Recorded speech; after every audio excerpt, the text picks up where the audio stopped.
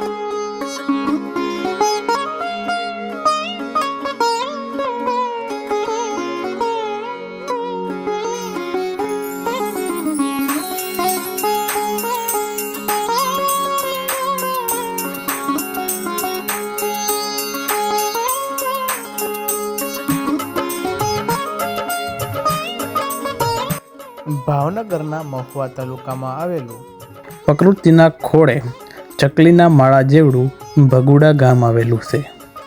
અહીં આહિર સમાજ ઉપરાંત 18 વર્ણની આસ્થાનું કેન્દ્ર એવી માં માંગલના બેસણા છે.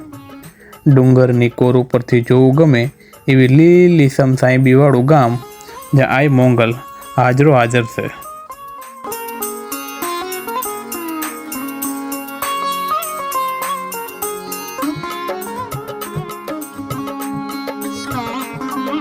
એક હાથમાં તલવાર અને બીજા હાથમાં નાગ, વિખરાયેલા કેશપાશ, ત્રિલોકને શાતા આપતું આઈનું તેજસ્વી ભાલ, સૂર્ય સમાન પ્રકાશમાન અને ભક્તો માટે સ્નેહ અને દૃષ્ટો માટે અગનજાળ વરસાવતા આઈના નયનો. આઈનું આ સ્વરૂપ જોઈને સુર નર મુનિ સૌ તેમની સ્તુતિ કરે છે. માતાજીનું નામ મોંગલમાં કેમ પડ્યું તેની એક કથા મહાભારત સાથે સંકળાયેલી છે. તો ચાલો જાણીએ તે કથા શું છે. કહેવાય છે કે એક વખત 5 પાંડવો, દ્રૌપદી અને શ્રી કૃષ્ણ સરસા વિચારણા કરે છે. આ સમયે દ્રૌપદીએ પોતાનું મંતવ્ય રજૂ કર્યું. ભીમસેન આ સાંભળીને હસી પડ્યા. શ્રી કૃષ્ણએ ભીમસેનને કહ્યું, હે કુંતીપુત્ર ભીમસેન, પાંચાલી પર અટ્ટહાસ્ય ન કરો. તમે અજાણતા પણ આદિશક્તિનું અપમાન કરો છો. આપ ખરેખર સત્ય જાણવા ઈચ્છતા હો તો મધ્યરાત્રિએ દ્રૌપદી સરોવરે સ્નાન કરવા જાય ત્યારે આપ સંતાઈને તેમના દર્શન કરવા પાછળ થજો. પણ હા ગદાધારી ભીમ, જ્યારે તમને અવાજ સંભળાય માગી લો જે તમે ઈચ્છતા હોય. ત્યારે તમે કહેજો, 5 પાંડવો, કુંતા અને નારાયણ તારા ખપ્પરમાં નહીં, બાકી બધા તારા ખપ્પરમાં, અને તુરંત પાણીમાં 100 યોજન સુધી જતા રહેજો. કહેવાય છે કે શ્રી કૃષ્ણના કહેવા પ્રમાણે ભીમસેન મધ્યરાત્રિએ સરોવરે ગયા અને સ્નાન કરવા આવેલા દ્રૌપદીને સંતાઈને જોવા લાગ્યા. એ સમયે દ્રૌપદી સરોવર કાંઠે પોતાના જોગમાયા સ્વરૂપમાં પ્રગટ થયા અને દશેય દિશામાં તેમની ત્રાળો સંભળાવા લાગી. જે કોઈ માનવ, દાનવ કે પશુ પંખી જે કોઈ ઈચ્છતા હોય એ માગી લો. કહેવાય છે કે ભીમસેન જોગમાયાના સાક્ષાત સ્વરૂપને જોઈને ગભરાઈ ગયા, પરંતુ ભીમસેને તુરંત સ્વસ્થતા કેળવી શ્રી કૃષ્ણના શબ્દો યાદ કર્યા અને કહેવા લાગ્યા, હે માતા, 5 પાંડવ, કુંતા અને નારાયણ તારા ખપ્પરમાં નહીં, બાકી બધાય તારા ખપ્પરમાં. જોગમાયાએ તથાસ્તુ કહ્યું. તુરંત ભીમસેન વાસુદેવ કૃષ્ણની ચેતવણીને ધ્યાનમાં રાખીને 100 યોજન પાણીમાં કૂદી ગયા. જોગમાયા તથાસ્તુ બોલ્યા અને તેના મોઢામાંથી અગ્નિ વર્ષા થઈ. 100 યોજન સુધીનું પાણી ઉકળી ઉઠ્યું. એ મોઢામાંથી અનર્ગળ અગ્નિ પ્રગટ્યો અને એ મોગલ કહેવાય. જેના મોંમાંથી અનર્ગળ અગ્નિ વર્ષા થઈ એ જ મોગલ, જેને આપણે માંગલ પણ કહીએ છીએ.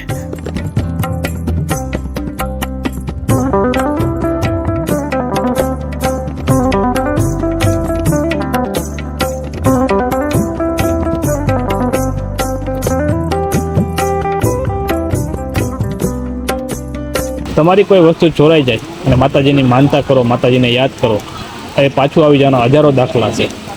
તો તમે એક એવો જ દાખલો જોઈ શકો છો જે મારી પાછળ આ ગાડું પીડ્યું છે તે ઘણા વર્ષો પહેલાં કોઈ ખેડૂતનો ચોરાઈ ગયો હતો અને તેણે માતાજીની માનતા કરી, તો તે લોકો જે ચોર હતા એ આ ગાડું અહીંયા આવીને ભગુડા આવીને મૂકી ગયા છે. તો જોઈ શકો છો તમે એ ગાડું મંદિરના ઓટલે પીડ્યું છે. જય મોગલમાં. ભગુડા મોગલધામ આજથી 450 વર્ષ પહેલા માતાજી એક આહિર કામળિયા પરિવાર ના ઘરે આપણે માં ભગવતી જગદંબા ભગોડામાં સ્વયંભૂ પ્રગટ થયેલા છે.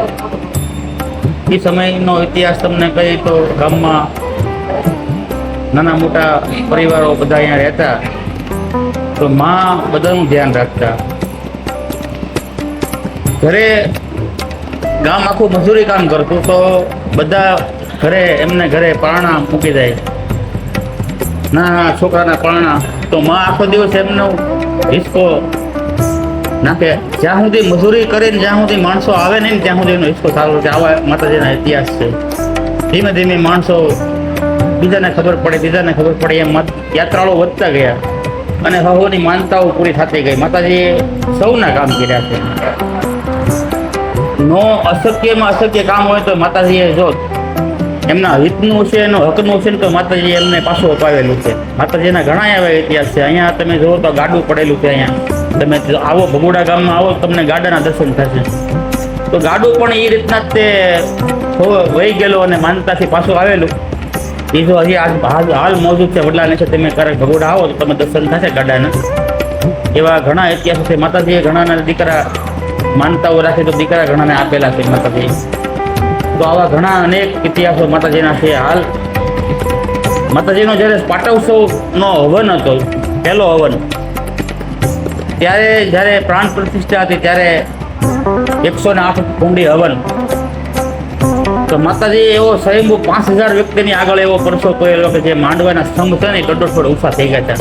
અને પછી માતાજી આ ભગુડા મંદિરની અંદર બિરાજેલા છે. આવા અનેક દાખલાઓ છે. માતાજીની પરસાની આપણે એમ કહીએ ને કે આપણથી કોઈ બોલી ન શકાય એવા અપરંપાર પડસા છે.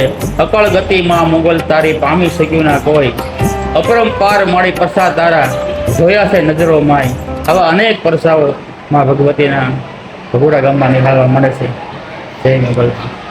નિસંતાનો માતાજીની માનતા કરે છે અને પુત્ર પ્રાપ્તિ થાય ત્યારે આવી રીતે ફોટા મૂકીને માતાજીનો આભાર માને છે.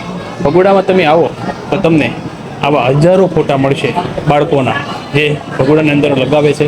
જે પોતાને સંતાન પ્રાપ્ત થાય છે ત્યારે પોતાના સંતાનનો ફોટો ભગુડામાં આવીને લગાવે છે.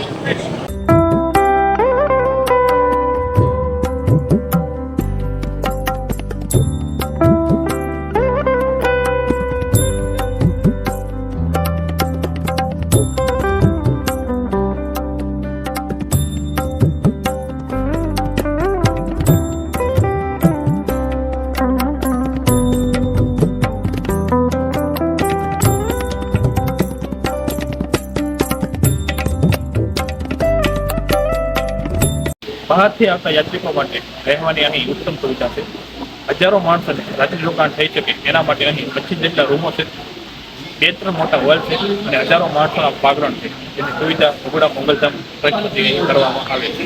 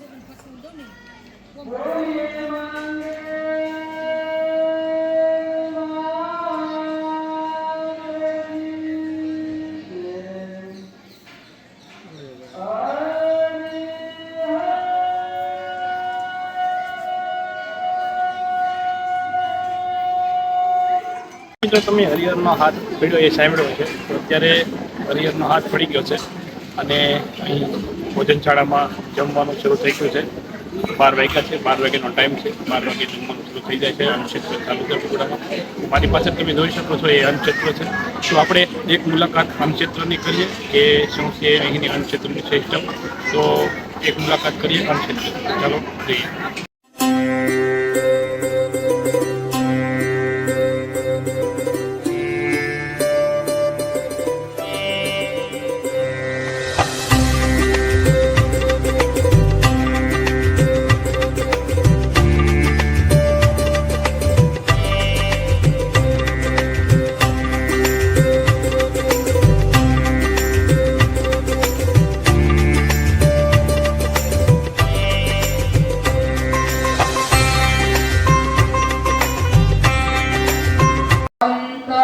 અંતરની વાત જાણે છે આઈ, મુખેથી ન બોલવું પડે મારે કાંઈ. દુઃખ દર્દને મારા તું માંગનારી, નમો મંગલારૂપ માંગલમાં. આ ગામમાં ઘર, મંદિર કે દુકાનને ક્યાંય તાળા મરાતા નથી, કેમ કે અહીં ચોરી જ નથી થતી. અને જો ચોર કોઈ પણની કોઈ વસ્તુ ચોરી જાય તો તેને એ વસ્તુ ભગુડા મૂકવા આવવું પડે અને આવવું જ પડે. આવા તો માતાજીના અઢળક પરચા છે, જેની વાતો કરવા બેસીએ તો કલાકોની કલાકો ટૂંકી પડે.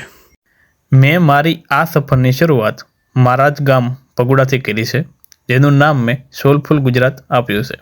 સોલફુલ ગુજરાતનો મતલબ એક પવિત્ર અને ભાવનાત્મક ગુજરાત એવો થાય છે. આ ભગુડા ગામની આ અનોખી સફરમાં અમારી સાથે જોડાયા બદલ હું આપનો મારા અંતરના ઊંડાણપૂર્વક ખૂબ ખૂબ આભાર માનું છું. અહીંના ઇતિહાસ, સંસ્કૃતિ અને મોંગલધામની ભક્તિમાં એક અનોખું આકર્ષણ છુપાયેલું છે, જે પેઢીઓથી આપણને જોડે છે. જો આપને આ વિડીયો ગમ્યો હોય તો લાઇક, શેર અને સબસ્ક્રાઈબ કરવાનું ભૂલશો નહીં. તમારા સૂચનો અમને આગળની સફરમાં વધુ સારા બનાવશે. ફરી મળશું નવા ધામ, નવા ગામ, નવી વાર્તા અને નવી પ્રેરણા સાથે.